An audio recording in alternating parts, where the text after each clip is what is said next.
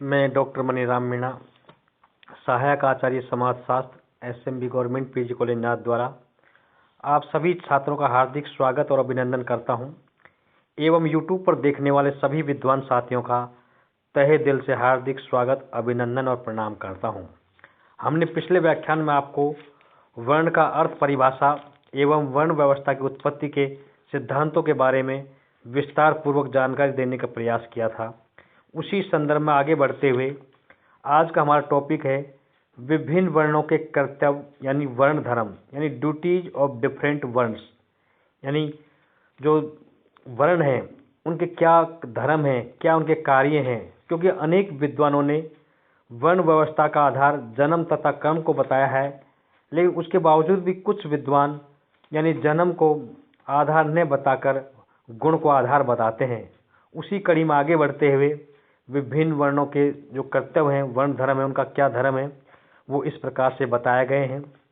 विभिन्न धर्म ग्रंथों में ब्राह्मण, क्षत्रिय, वैश्य और शूद्र वर्ण के अलग अलग कर्तव्य या वर्ण धर्म बताए गए हैं, क्योंकि ऐसा करने का उद्देश्य समाज को श्रम विभाजन का लाभ पहुंचाना रहा है।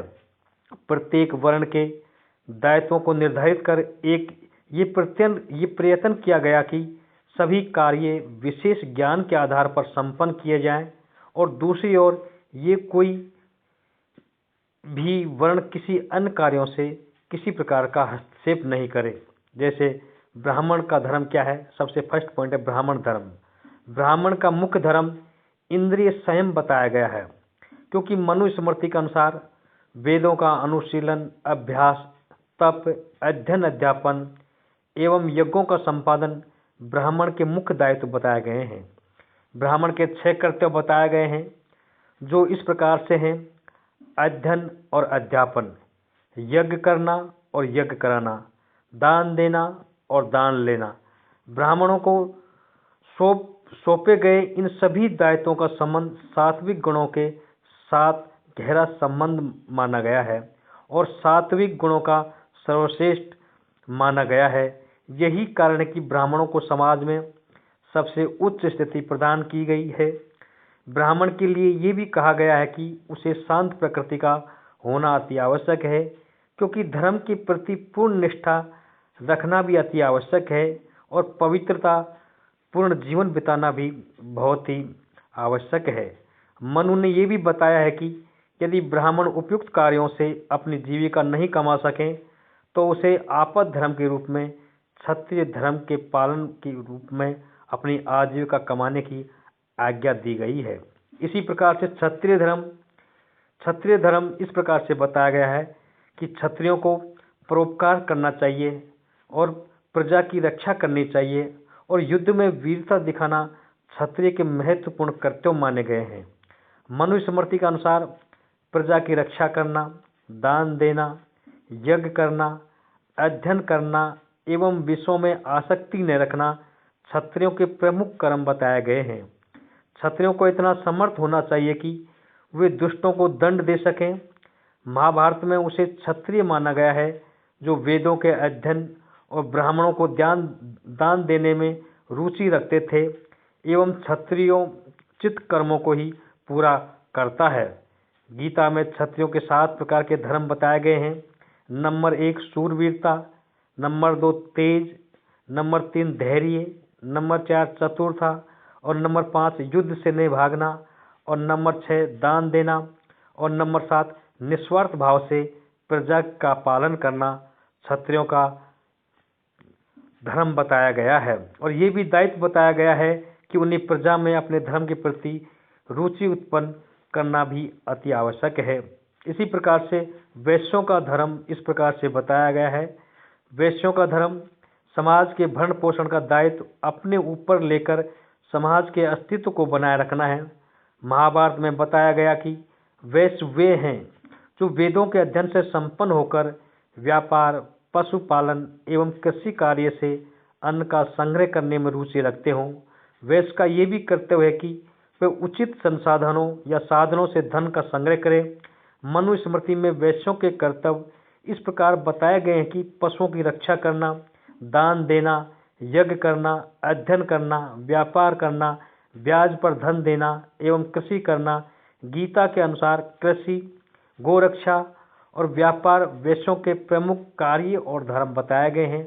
इसी प्रकार से शूद्रों का क्या धर्म है, शूद्रों के धर्म के बारे में बताया गया है कि शूद्र इन तीनों वर्णों यानी ब्राह्मण, क्षत्रिय और वैश्य, इन तीनों वर्णों की सेवा करना शूद्र का प्रमुख धर्म बताया गया है।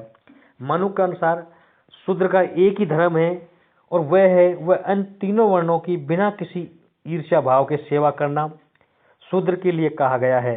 जहाँ तक संभव हो उसे किसी ब्राह्मण के सेवक के रूप में कार्य करना चाहिए, क्योंकि क्षत्रिय या वैश्य का सेवक तो उसे आजीविका कमाने की दृष्टि से आवश्यकता अनुसार ही बनाना चाहिए। शूद्र के लिए बताया गया कि उसे अध्ययन, धन संग्रह एवं अन्य वर्णों के व्यवसाय अपनाने का कार्य नहीं करना चाहिए। शूद्र को अपने स्वामी की निस्वार्थ भाव से सेवा करनी चाहिए। स्वामी की संपत्ति नष्ट हो जाने पर उसे अपने बच्चों आदि के भरण पोषण के बाद बची हुई शेष संपत्ति को स्वामी के भरण पोषण में खर्च करना चाहिए। जहाँ पर शूद्र अन्य वर्णों की सेवा का दायित्व डाला गया है शूद्रों पर, वहाँ अन्य वर्णों का ये कर्तव्य भी बताया गया है कि उन्हें शूद्रों की आवश्यक वस्तुएं प्रदान कर उनकी सभी आवश्यकताओं की पूर्ति करनी चाहिए।